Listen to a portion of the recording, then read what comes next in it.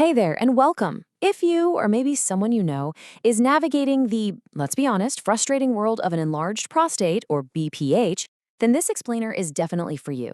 We're going to pull back the curtain on Alfuzosin, a really common medication for BPH symptoms. We'll break down exactly what it is, how it works, and most importantly, how to use it safely. So let's dive right in.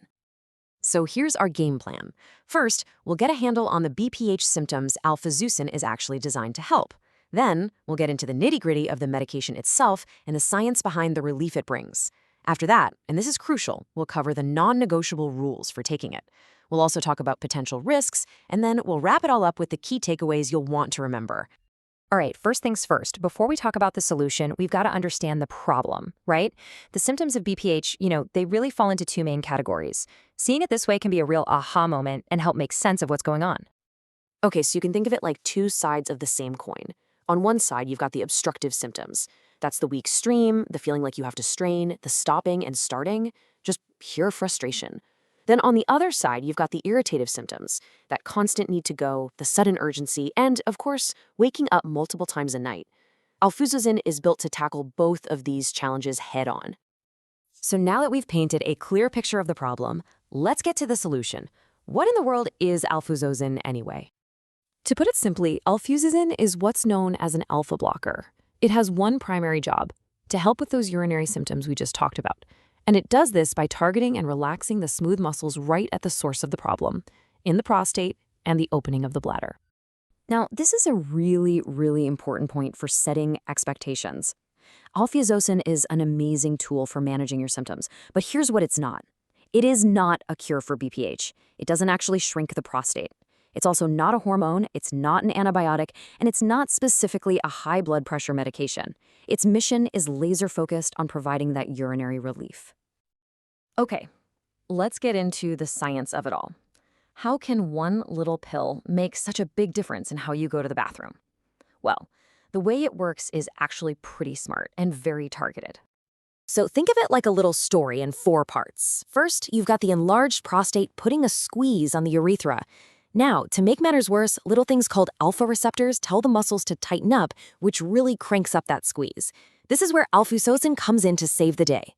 It basically acts like a bouncer at a club, blocking those receptors. It tells them, nope, not tonight. The muscles never get the signal to tighten, and the result? Everything relaxes, the urethra opens back up, and the flow gets way better. It's a direct fix right at the muscular level. And a keyword you might hear is uroselective. This is a big deal. It means the drug is engineered to prefer the alpha receptors in your urinary tract over the ones, say, in your blood vessels. Why does that matter? Well, this targeted approach helps give you maximum relief where you need it while causing fewer side effects like big drops in blood pressure elsewhere in your body. It's pretty clever. Okay, so we know what it is and we know how it works. Now for the really practical stuff. The absolute must-follow non-negotiable rules for taking it correctly. Getting this right is everything for making sure it's both safe and effective. The standard dose is nice and simple. It's one 10-milligram tablet, and it's an extended release formula. You take it just once a day. That extended release part is key. It means the medication is delivered slowly and consistently over many hours. Now, I really need you to lean in for this next part. If you remember nothing else from this section, please remember these 3 critical rules for taking Alfuzosin. Here they are. Rule number 1, just once a day. That's it. Rule number 2, take it immediately after the same meal every single day. And rule number 3, you have to swallow the tablet whole. No crushing it, no chewing it, no splitting it in half. Doing that completely wrecks the extended release technology. Let's just double-click on that second rule because it's the one people mess up the most. Taking Alfuzosin with food isn't just a friendly suggestion. It is absolutely essential. See, having food in your stomach massively increases how much of the drug your body can actually absorb and use. If you take it on an empty stomach, you're just not getting the full effective dose. Period. All right, we have to switch gears for a minute to a topic that's just as important. Let's have a really clear and direct safety briefing about the potential risks and warnings that come with taking Alfuzosin. It's super important to know the difference between a common side effect and a serious one. So, on one hand, you have the common stuff, things like dizziness or feeling a bit lightheaded, especially when you stand up too fast. On the other hand, you have the rare but serious stuff, things like severe fainting, any sign of an allergic reaction, or a condition called priapism. Those require you to get medical help right away. Let's be crystal clear about priapism. Yes, it's rare, but it is a true medical emergency. We're talking about a painful erection that lasts for more than 4 hours. It needs to be treated immediately to prevent any permanent damage. This is not a wait-and-see situation. And there's another really critical warning, especially for anyone who might be thinking about eye surgery. Alfuzosin can cause something called intraoperative floppy iris syndrome, or IFIS. It can make procedures like cataract surgery more complicated. It is absolutely vital that you tell your eye surgeon well ahead of time that you're taking this medication.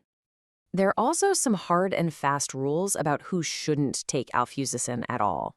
If you have significant liver problems, your body just can't process the drug safely. It also can't be taken with certain other strong medications like the antibiotic clarithromycin. And, of course, it's only for adult men, not for women or children. And finally, you'll want to be cautious and definitely talk with your doctor if you're taking other meds that can also lower blood pressure. This includes other alpha blockers, most blood pressure drugs in general, and also ED medications like sildenafil or tadalafil. Combining these can definitely increase the risk of getting dizzy or fainting. Phew. Okay, we have covered a ton of ground. So let's bring it all home and boil it down to the most important things you need to remember from all of this.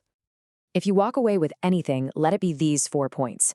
Number 1, alfuzosin manages symptoms by relaxing muscles. It doesn't cure BPH itself. Number 2, the 3 golden rules: once a day, after food, and swallow it whole. Number 3, dizziness is the most common sidekick here, so take your time standing up.